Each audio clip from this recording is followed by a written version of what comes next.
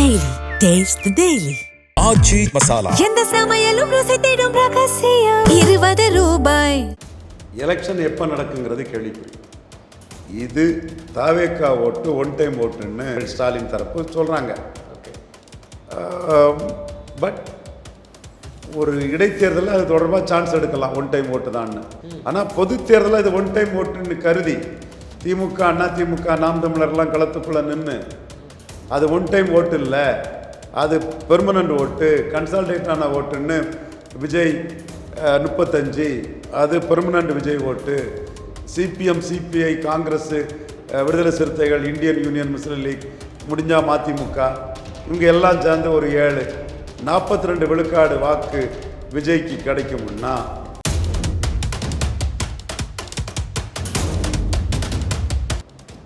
One time ஓட்டு நீ பேசுறது இனிப்பாக இருக்கும்.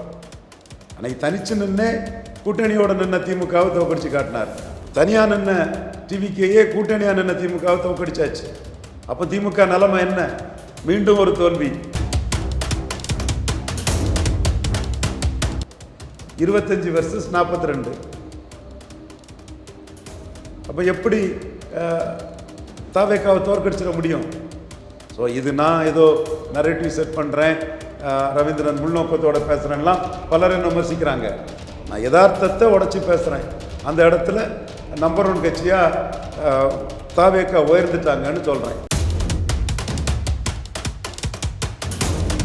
ஏன்னா மீண்டும் நான் திரும்ப திரும்ப சொல்கிறேன், திமுகவால் தாவேக்காவை தோற்கடிக்கக்கூடிய நிலைமை இன்னைக்கு இல்லை.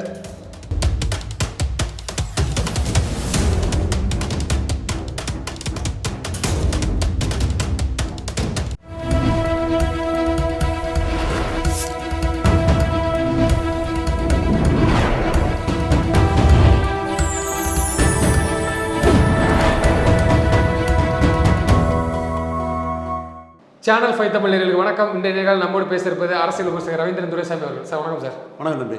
சார், இடைத்தேர்தல் வரப்போகுது. இந்த பை எலெக்ஷன், அதாவது ஆல்ரெடி போட்டிட்டு ராஜினாமா பண்ணிட்டு தாவேக்கால போய் இணைஞ்சாங்க. அதனால அந்த இடங்கள்லாம் இடைத்தேர்தல் 6 மாதத்தில் வரும். இது யாருக்கு சார் அடுத்து சாதகமாக அமையும்? ஏன்னா தாவேக்கா அரசுடைய மக்கள் என்ன நினைக்கிறாங்கன்னா, தெரியாமல் ஓட்டு போட்டோமோங்கிற ஒரு சந்தேகத்திலே நிற்கிற மாதிரி இருக்குது. இப்போ அந்த சூழல் வர ஆரம்பிச்சிருச்சு. ஸோ இது அடுத்து திமுக தக்க வச்சுக்கணுமா, இல்லை நாம் தமிழர் கட்சி அந்த இடத்துல பிடிச்சி பில்ட் பண்ணி வருவாங்களா சார்? எலெக்ஷன் எப்போ நடக்குங்கிறது கேள்விக்குறி. எலெக்ஷன் இவங்க ரிசைன் பண்ணனால வருதா, டிஸ்குவாலிஃபை ஆனனால வருதாங்கிறது தான் கேள்விக்குறி. ஸோ இவங்க டிஸ்குவாலிஃபை ஆனாங்களா, இவங்க ரிசைன் பண்ணாங்களாங்கிற ஒரு கொஸ்டின் ஆஃப் ஃபேக்ட் நீதிமன்றத்தில் முடிவு செய்யப்படணும். வேக்கண்டான்னா இதர் டிஸ்குவாலிஃபிகேஷன் ஆர் ரெசிக்னேஷன், எலெக்ஷனை வைக்கலாம். பட் கவர்னர் அதில் என்ன சொல்கிறாரு, தேர்தல் ஆணையம் என்ன சொல்கிறாரு, நீதிமன்றத்துக்கு போகுமா, நீதிமன்றம் என்ன செய்யும், இப்படி பல பிரச்சனைகள் இந்த இடைத்தேர்தலுக்குள்ளே இருக்குது. ஸோ இடைத்தேர்தல் எப்போ வரும், எப்படி வருங்கிறத யாராலும் சொல்ல முடியாது. ஆனால் வந்து தானே ஆகணும். அப்படி இருந்துறது கண்டிப்பாக வந்து தான் ஆகணும். ஏன்னா அது ஆக்சுவலாக டிஸ்குவாலிஃபை ஆன அதிமுக எம்எல்ஏக்களுக்கான இடைத்தேர்தல் மக்களவை தேர்தலோடு வந்துங்கிறதை நீங்கள் மறந்துடக்கூடாது. ஓகே, எப்போவே டிஸ்குவாலிஃபை ஆகிட்டாங்க. அதுக்கு பிறகு எவ்வளோ காலம் இழுத்து அது மக்களவை தேர்தலோடு வந்தது. அப்போ அந்த டிஸ்குவாலிஃபிகேஷன் தொடர்பாக அது எதர் டிஸ்குவாலிஃபிகேஷன் ஆர் ரெசிக்னேஷன், இந்த உண்மை நிலவரம் நீதிமன்றம் முடிவெடுக்கிறது வரை, கவர்னர் அதை பற்றி ஒரு கருத்து சொல்கிறது வரை அது தேர்தல் ஆணையம் அதை நடத்தாமலும் இருக்கலாம். இப்போ நமக்கு பொலிட்டிக்கல் வியூஸு ஊடகம் இன்னும் நடக்க போகுது, அவர் நிற்கிறாரு, இவர் நிற்கிறாரு, அன்புமணி பொது வேட்பாளர் சொல்லிட்டாரு, இதுதான் சீமான் நிற்கிறாரு, அது நிற்கிறாதான் அவங்க முடிவு. சீமான் நிற்கிறாரு, சீமான் சட்டசபைக்குள்ளே போகிறார், இந்த மாதிரிப்பட்ட செய்திகள் வர்றது அவங்க சார்ந்தவங்க மத்தியில் ஒரு ஆர்வத்தையும் ஒரு வியூவர்ஷிப்பையும் கொடுக்கும். பட் பாயிண்ட்டு டிஸ்குவாலிஃபை ஆன அதிமுக எம்எல்ஏக்கள் வேக்கண்டான தொகுதிகளில் தேர்தல் எவ்வளோ லேட்டாக வந்ததோ அதே மாதிரி இதுவும் லேட் ஆகலாம்.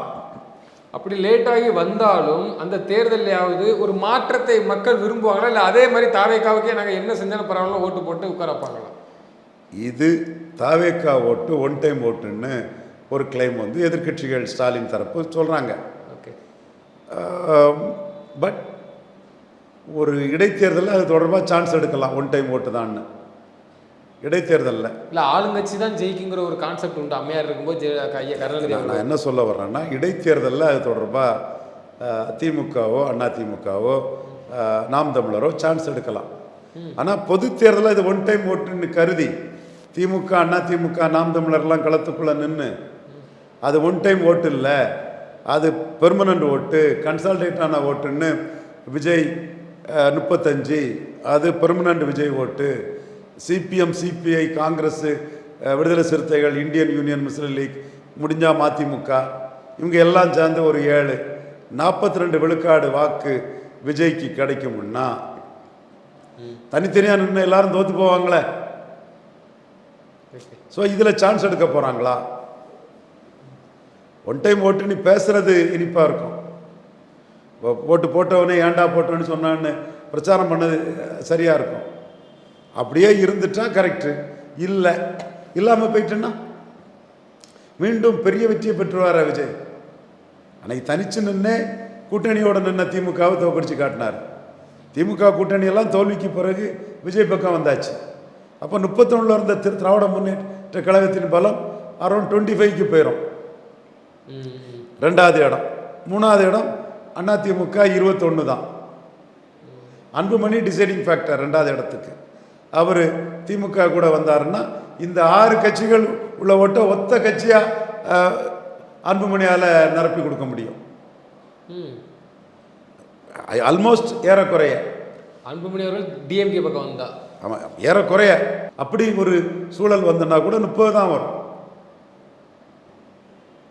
இன்னொரு டெஸ்டிங் கிரவுண்ட் என்ன? தேர்தல் களம், மக்கள். அந்த டெஸ்டிங் கிரவுண்டில் தப்பாக போயிடுச்சுன்னா என்ன நான் சொல்றது? அப்போ விஜய் சொல்றது மாதிரி டிவிகே டிஎம்கே போட்டியெல்லாம் இல்லை. அது போய் உண்மைக்கு புறம்பானது. தனியாக நின்ன டிவிகேயே கூட்டணியாக நின்ன திமுகவை தோக்கடிச்சாச்சு. திமுக கூட்டணி கட்சிகள் விஜய் பக்கம் பையாச்சு. நீங்கள் சொன்ன மாதிரி பாமக இன்னும் வந்து அவங்க எடப்பாடி கூடயே கண்ணி பண்ணிடலாம். அப்போ திமுக நிலைமை என்ன? 25 versus 42. அப்போ எப்படி தாவேக்காவை தோற்கடிச்சிட முடியும்? ஒன் டைம் ஓட்டுன்னு பிரச்சாரத்தை சொல்லியிருக்கலாம். அது பெர்மனண்ட் ஓட்டாக இருந்துட்டுன்னா மீண்டும் ஒரு தோல்வி, இன்னொரு தோல்வியை சந்திக்க போகிறாங்களா? ஸோ இது நான் ஏதோ நரேட்டிவ் செட் பண்ணுறேன், ரவீந்திரன் உள்நோக்கத்தோடு பேசுகிறேன்லாம் பலர் என்ன விமர்சிக்கிறாங்க. நான் யதார்த்தத்தை உடச்சி பேசுகிறேன். அந்த இடத்துல நம்பர் 1 கட்சியாக தாவேக்கா உயர்ந்துட்டாங்கன்னு சொல்கிறேன். அதை மறைச்சி தாவேக்கா வர்சஸ் டிஎம்கேன்னு சொல்கிறது ஒரு மோசடியான, போலியான, பொய்யான, தங்கள் சுய லாபத்துக்காக அவங்க பண்ணக்கூடிய பிரச்சாரங்கிறத மக்கள் மத்தியில் நான் முன்வைக்கிறேன். இல்லை நாங்கள் ஒன் டைம் ஓட்டு தான் நாங்கள் ஏறி வந்துடுவோம்னு நினச்சி திமுக வந்து அது அவங்க முடிவு, நம்ம அதுக்குள்ளே நம்ம சொல்ல வரல. ஸோ இதுதான் யதார்த்த அரசியல் சூழல். ஒருவேளை இடைத்தேர்தல்ங்கிறதுனால மற்ற கட்சிகள் என்றால் விட்டு கொடுத்தோ இல்லை நாங்கள் போட்டியிடலாம் சொல்லி ஒரு முடிவு எடுத்து நேர் எதிராக டிவிக்கே திமுக கூட்டணி அது யாரெல்லாம் இருக்கட்டும் அப்படின்னு ஒரு கலாம். இடைத்தேர்தலில் அந்த ரிஸ்க்கை எடுக்க மாட்டாங்க. இடைத்தேர்தலில் அந்த மாதிரிப்பட்ட ரிஸ்க்கை எடுக்க மாட்டாங்க. பொது வேட்பாளருங்கிறதெல்லாம் முன்னாடி ஒருக்கா திருநாக்கர் அண்ணன் புதுக்கோட்டையில் வந்து பொது வேட்பாளர்னு கேட்டார். அப்போ முரசொலிமாறன் சொன்னார், காமன் கேண்டிடேட் தென் காமன் சீஃப் மினிஸ்டர். இப்போ பொது வேட்பாளராக வரக்கூடியவங்க, காமன் கேண்டிடேட்டாக வரக்கூடியவங்க காமன் சீஃப் மினிஸ்டராக கூட வந்துடலாம். ஏன்னா மீண்டும் நான் திரும்ப சொல்கிறேன், இண்டிவிஜுவல் திமுகவால் தாவேக்காவை தோக்கடிக்கக்கூடிய நிலைமை இன்னைக்கு இல்லை. இண்டிவிஜுவல் அதிமுகவால் தாவேக்காவை தோக்கடிக்கக்கூடிய நிலைமை அதை விட மிக மோசமாக இருக்குது. எந்த கட்சிக்குமே இல்லை. உண்மை நிலைமை அதுதானே தம்பி, உண்மை நிலைமை அதுதானே. நம்ம ஒன் டைம் ஓட்டு அது இதுன்னு சொல்லலாம், யதார்த்த சூழ்நிலையை மறந்துக்கிட்டு பேச முடியாது இல்லையா? அப்போ இதுக்கு தக்கன வியூகங்கள் அமைச்சு தான் ஆகணும். பட்டு உள்ளாட்சி தேர்தல்னா அந்த வியூகத்துக்கு போக மாட்டாங்க. உள்ளாட்சி தேர்தலை பொறுத்தவரை நமக்கு அமைப்பு பலம் இருக்குது, தவைக்காவை 3வது தள்ளிடலான்னு நினைப்பாங்க. இடைத்தேர்தலையும் எல்லாருமே நிற்கலாம், நான் எல்லாருமே கண்டஸ்ட் பண்ணலாம். இதுதான் கள நிலவரம், களச்சூழல். நீங்கள் சொன்ன ஓட்டு ஏண்டா தாவேக்காக போட்டோன்னு நினச்சதெல்லாம் ஒரு தேர்தலில் நிரூபணம் ஆனாதான் உண்மை, அல்லது ஒரு கிளைம், தட்ஸ் ஆல். ஓகே, இதுக்கு மத்தியில் திரு சீமான் அவர்கள் தனிச்சே நின்று தேர்தல் களத்தை சந்திச்சாருங்க. அவங்க கண்டிப்பாக இடைத்தேர்தலில் நிற்பாங்க. ஏன்னா அவங்க எல்லா தேர்தலையும் துணிஞ்சு போட்டிடுறாங்க. திரு சீமான் அவர்கள் பின்வாங்க மாதிரி தெரியல. கண்டிப்பாக இதிலே நிற்பாங்க. நான் பார்த்த வரைக்கும் அவர் தொடர்ந்து அப்படிதான் நின்றுருக்காங்க. ஒருவேளை திரு சீமான் அவர்கள் நிற்கிறதுனால ஒரு மாற்றம் கூட வரலாமா? ஒருவேளை நாங்கள் அந்த நேரத்தை தோக்கடிச்சிட்டோம், இனியாவது நாங்கள் இப்படி பண்ணிக்கிறோங்கிற அந்த ஒரு பிம்பமும் ஏற்பட ஆரம்பிச்சிருக்குது. எனக்கு கரண்ட் இல்லை பாதி இடங்களில், இல்லை உங்களுக்கு குறையா சொல்ல பட் அரசை நிர்வகிக்க தெரியலையா, இல்லை மக்கள் சரி தெரியாமல் போட்டுட்டோங்கிற ஒரு பிம்பத்தில் இருக்கக்கூடிய மக்களும் இருக்கிறாங்க. நம்ம தலைவரை சரியாக சூஸ் பண்ணல அப்படிங்கிற ஒரு இதுலேயும் கொஞ்சம் பேர் இருப்பாங்க. ஸோ அது யாருக்கா கன்வெர்ட் ஆகுங்கிற பட்சத்தில் சீமான் அவர்களுக்கு வாய்ப்பு இருக்குமா சார்? சீமான் அந்த நம்பிக்கையில் பயணிப்பார். அது அவர் முடிவு, அவருடைய கட்சியினோட முடிவு. பட் அவங்களுக்கு ஒரு ஹோப் அந்த வகையில் கிடைக்க வாய்ப்பு இருக்குன்னு நான் என் கருத்தை முன்வைக்கிறேன். இல்லை, அதனால் எந்த பாதிப்பு யாருக்கும் இருக்க போகிறது கிடையாது. ஏன்னா திரு தாய்மாமன் சேர்ந்து சொல்லிட்டு அனிதா ராதாகிருஷ்ணன்லாம் போய் சந்திக்கிறது, ஸோ இதெல்லாம் பார்க்கும்போது ஒருவேளை திமுகவுக்கு அந்த இடத்துல ஏதோ ஒரு அண்டர்ஸ்டாண்டிங்கோ சீமான் கூட அவர்கள் கூட்டணி வைக்கலாம். கூட்டணியாக போகாது, பட் விட்டு கொடுக்கதோ ஏதோ ஒன்று வருமானு. இது இடைத்தேர்தலில் அதுக்கெல்லாம் ரிஸ்க் எடுப்பாங்களாங்கிறது தெரியல. நீங்கள் உங்களுக்கு காமன் கேண்டிடேட்னா திருநாக்கரசுக்கு இவர் முரசொலி மாறன் கேட்ட மாதிரி காமன் சீஃப் மினிஸ்டராக எடுத்தால. ஸோ அதெல்லாம் எப்படி வரும்னு எனக்கு சொல்ல தெரியல. கட்சிகளோட முடிவு. இடைத்தேர்தலை எந்த அளவுக்கு அவங்க சீரியஸாக எடுக்காங்க, இடைத்தேர்தல் எப்போ வருது, டிஸ்குவாலிஃபிகேஷன் வருதா, ரெசிக்னேஷன் வருதா, 3 வருஷம் கழித்து தான் இடைத்தேர்தல் வந்தது. பட் இன்னைக்கு வியூஸ் வேணும். ஒரு நீங்கள் சொல்கிற மாதிரி சீமான் இருக்கிறாருன்னு சொன்னால் அதுக்கு ஒரு பரபரப்பு இது இருக்கும். அந்த மாதிரிப்பட்ட ஒரு தன்மைக்குள்ளே இது ஓடினாலும் தவிர தேர்தல் தேதி அறிவிக்கட்டு ஒவ்வொரு கட்சிகளும் என்ன நிலைப்பாடு எடுக்கிறாங்கங்கிறத பொறுத்திருந்து பார்ப்போம். ஒவ்வொரு கட்சிக்கும் ஒவ்வொரு இன்ட்ரெஸ்டஸ் இருக்குது, அவங்களுடைய வீகம் இருக்குது. அது அவங்க எந்த வகையில் அந்த வீகத்தை செயல்படுத்த போகிறாங்கன்னு பார்க்கணும். யாரும்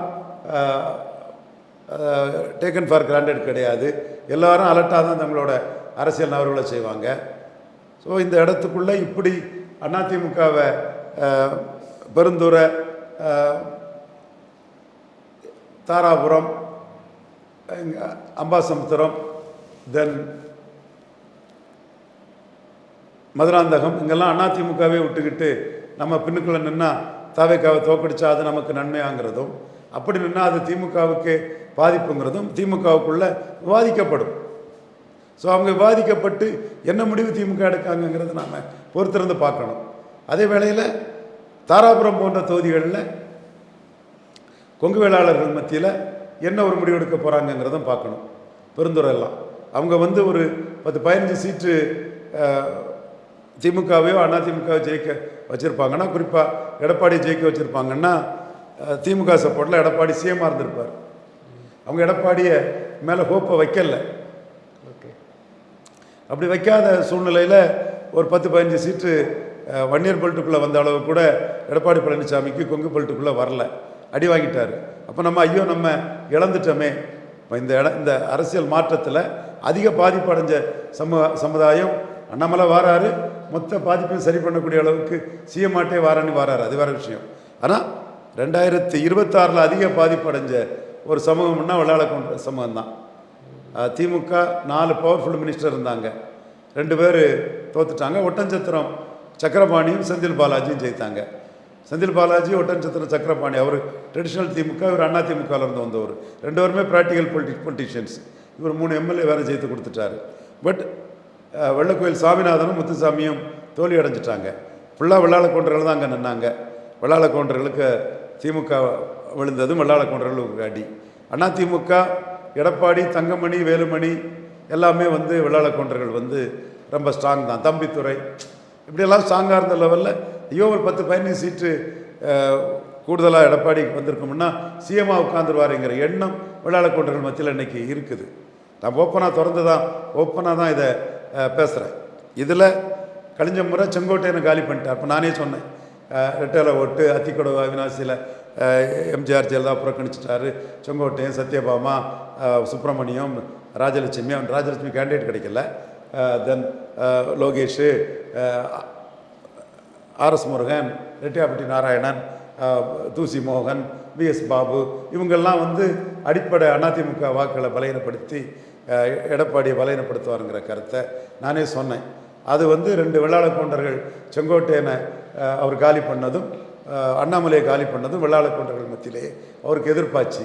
இப்போ இந்த இடைத்தேர்தல் களத்தில் தாராபுரம் பெருந்துறையில் வந்து விலகி போன வெள்ளாள கவுண்டர்கள் ஐயோ தப்பு பண்ணிட்டோமே, களத்துக்குள்ளே எடப்பாடி இருக்கிறாரு, போட்டு பார்ப்போமேனு கூட போட்டு பார்த்துடலாம். ஸோ எப்படி வருது என்ன வருதுன்னா நம்ம இந்த இடைத்தேர்தலை முடிவு பண்ண முடியாது. மருங்காபுரி மதுரை கிழக்கு இடைத்தேர்தலில் ஜெயலலிதா பிரச்சாரத்துக்கே போகாமல் எஸ்டிஎஸ் ஆர்கனைஸ் பண்ண ராமராஜன் பிரச்சாரம் பண்ணி, ஆச்சரியமாக இருக்கும் உங்களுக்கு இந்த தகவல்கள் எல்லாம், நடிகர் ராமராஜன் பிரச்சாரம் பண்ணி மருங்காபுரி 50 விழுக்காடு, மதுரை கிழக்கு 50 விழுக்காடு ஓட்டு எடுத்து அதிமுக இடைத்தேர்தலில் பொது தேர்தலில் ஜெயித்த அதிமுக இடைத்தேர்தலில் ஜார்ஜியா இணைஞ்சி வெற்றியை பெற்றாங்க. ஸோ அன்னைக்கும் கலைஞர் வந்து 38 விழுக்காடு வாக்கெடுத்து தான் ஜெயித்தார். இன்னைக்கு விஜய் 35 எடுத்திருக்கிறாரு. ஆனால் விஜய்க்கு வந்து முட்டு கொடுக்க 7 விழுக்காடு வரை காங்கிரஸ் இவங்கெல்லாம் சேர்ந்துருக்குறாங்க. ஸோ இந்த களம் வந்து எப்படி அமையும், என்ன சூழ்நிலை அமையலாம் நம்ம இன்னைக்கு அறுதியிட்டு உறுதியாக கூற முடியாது. எடப்பாடியும் நான் குறைச்சி மதிப்பிடலைங்கிற அடிப்படையில் அவர் ஜாதி ஐயோ ஏமாந்துட்டோமே, அதிகாரத்தை இழந்து நிற்கிறோமே, நம்ம கட்சியை எங்கள் அதிமுகவையும் விட்டுட்டோம், நமக்கு பெரிய முக்கியத்துவம் செந்தில் பாலாஜி, ஒட்டஞ்சத்திரம் சக்கரபாணி, வெள்ளக்கோயில் சாமிநாதன், ஈரோடு முத்துசாமின்னு கொடுத்த திமுகவையும் விட்டுட்டோமே, நம்ம அதிகாரத்தை இழந்து போய் நிற்கமேன்னு கூட வெள்ளாள கவுண்டர்கள் வந்து ஃபீல் பண்ணலாம். ஸோ அது வந்து எடப்பாடி கூட ஒரு சாதகமாக வரலாம். அது என்னைக்கு வருது, எப்படி வருது, எந்த சூழ்நிலையில் வருதுங்கிறத பார்த்தா சொல்ல முடியும். அம்பாசமுத்திரத்தில் ஜாதிய கணக்குகள்லாம் ஒரு டைப்பாக போகுது. எசைக்கு சுப்பையாக அங்கே இருக்கக்கூடிய பல சிறிய சமூகங்களை அது கவர் பண்ணக்குள்ள கெப்பாசிட்டி உள்ளவர். இன்னைக்கு அப்படி பேக் ஃபயர் ஆகுது. அதே நம்ம பார்க்க வேண்டிய செய்கிறோம். ரெட்டலைக்கு உள்ள ஆதரவாளர்கள் கொஞ்சம் ஆதங்கப்படுறாங்கல்ல. உனக்கு அம்பாசமுத்திரம் தானே? அம்பாசமுத்திரத்தில் அந்த பேக் ஃபயர் இருக்குது. சவுந்தரராஜன் எக்ஸ்-எம்பி களத்துக்குள்ளே வந்து அதை இது பண்ணுறாரு. அந்த இது அவர் கூட சொல்கிறாரு, குரு ஏதோ நாளில் ரிசைன் பண்ணார், குரு என்னமே எடுத்தது தாங்கிற கருத்துக்களெல்லாம் அந்த அதிமுக காரங்க வந்து மீண்டும் வந்துவிட மாட்டார் எஸ்ஐக்கு சிப்பியாங்கிற ஒரு கருத்துக்களை சொல்கிறாங்க. பட் எஸ்ஐக்கு சிப்பியாவுக்கு தாவேக்கா இருக்குது, ராஜகோபால் எடுத்த ஓட்டு இருக்குது, காங்கிரஸ் இருக்குது. ஆனால் அந்த காங்கிரஸ் ஓட்டுமே அம்பாசமுத்திரத்தில் அது திமுக ஓட்டுலாம் சொல்கிறாங்க. அது திமுக ஓட்டு தான், செல்வாக்கு பெருசாக அம்பாசமுத்திரத்தில் கிடையாது. ப்ளஸ் அது திமுக ஓட்டு தான் இருந்தாலும் இப்போ அதெல்லாமே வந்து கழிச்சு தான் நம்ம பார்க்க முடியும். திமுகன்னா அந்த தொகுதி ஜெயித்திருக்கோம். ஞான திரவியம் அந்த எம்பியாக இருந்தார்ல, அவர் ஒரு ஸ்ட்ராங் மேன், அவர்லாம் திமுக சார்பாக நின்னா ஜெயித்திருக்கோம். காங்கிரஸுக்கு நின்னதுனால தான் அடி. காங்கிரஸுக்கு உங்களுக்கு தெரியுமில்ல காங்கிரஸோட நிலைமை எல்லாம். அதுதான். தொடர்ந்து தங்கள் கருத்துக்களை பயந்தமைக்கு நன்றி சார். நன்றி. அரசியல் கட்சிகள் பேசலாம், அது உண்மைங்கிறது களத்துக்குள்ள மக்கள் ஓட்டு போட்டாதான் உண்மை.